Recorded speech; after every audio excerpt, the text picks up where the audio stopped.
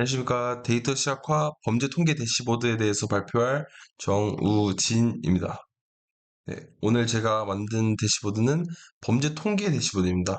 그리고 이제 이 대시보드를 만든 이유는 이제 요새 뉴스에서 칼부림 사건이나 데이트 폭행으로 인한 살인, 딥페이크와 같이 다양한 종류의 범죄와 이제 그 범죄들의 극악무도한 점을 통계로 알아보고 싶었으며 이제 범죄가 자주 일어나는 시간대, 지역, 경우들을 시작하다 보면은 더 빠르게 범죄를 저지하고 막을 수 있을 거라 생각했기 때문입니다. 네, 이제 첫 번째 그래프 알아보겠습니다. 네, 첫 번째는 이제 지역별 범죄 발생 순위 그래프입니다. 네, 이제 이 그래프를 설명을 해보자면은 시각화를 통해서 보면 범죄 발생이 특정 지역에 집중되는 경향을 보입니다. 예를 들어 서울, 부산, 인천, 경기와 같은 인구 밀집 지역은 다른 지역보다 상대적으로 높은 범죄 건수를 기록할 가능성이 높다는 걸 알 수 있고, 이러한 경향은 인구 규모, 도시 환경, 유동 인구 수 등과 관련되어 있을 수 있으며 치안의 수준의 불균형을 반영할 수도 있습니다. 이제 다음 그래프입니다. 지역별 검거율 순위 그래프입니다. 이 그래프는 각 지역의 범죄 해결 능력을 나타냅니다. 검거율이 높은 지역은 이제 경찰의 인력, 기술력, 협조 체계 등이 잘 작동할 수 있는 것으로 해석될 수 있고, 반면 검거율이 낮은 지역은 범죄 추적이 어려움, 인력의 부족, 구조적 문제 등을 의심해 볼 수 있습니다. 특히 이제 검거율이 90% 이상인 지역과 그러지 못한 지역의 차이는 행정적 집중 대상 선정의 중요한 판단 자료가 됩니다. 그리고 이제 세 번째로는 발생 대비 검거 비율입니다. 네, 이건 이제 버블 차트를 이용을 해가지고 만들었는데요. 이제 이 그래프는 X축은 범죄 발생 수, 그 다음에 이제 이제 왼쪽에 이제 Y축은 검거의 수의 상관관계를 시각하고 각 그러니까 지역의 버블 크기와 색상을 통해 해당 지역의 검거의 수준을 나타냅니다. 이제 오른쪽 상단에 위치하고 있는 큰 버블을 가진 지역은 범죄가 발생했지만 동시에 검거도 활발하게 이루어진 지역입니다. 라고 알 수 있습니다. 이제 왼쪽 아래에 작고 흐릿한 버블은 범죄도 작고 검거율도 낮거나 활동이 적은 지역일 수 있습니다. 그리고 이제 검거율이 낮은 지역의 크기와 색상은 모두 작고 옅게 표시됩니다. 다음은 검거율 클러스터 그래프입니다. 네. 이제 Y축, 검거율을 기준으로 점들이 수직으로 배치되어 있고, 검거율이 높은 지역은 위쪽에 위치, 이제 검거율이 낮은 지역은 아래쪽에 위치되어 있습니다. 이제 X축은 지역명으로 이제 각 점이 어떤 지역인지 판별할 수 있게 알려줍니다. 이제 이 시각화는 데이터를 통해 다음을 이제 도출할 수 있는데요. 이제 고검거율 군집, 상위 쪽이 밀집된 지역이 있다면 효율적인 치안 시스템이 있는 지역이라 해석이 되고, 낮은 쪽은 반대로 개선이 필요한 지역이라고 알 수 있습니다. 다음 그래프는 시간대별 범죄 발생 그래프입니다.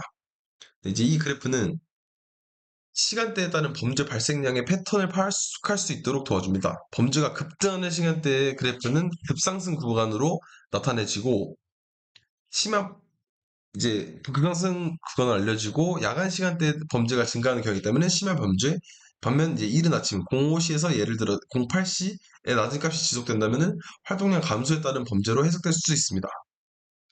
그래서 이제 특정 시간대에 범죄 발생이 반복되거나 집중되는 경우 시간 기반 범죄 예방 전략 수립을 핵심 근거로 이제 저희가 예방을 할 수 있습니다.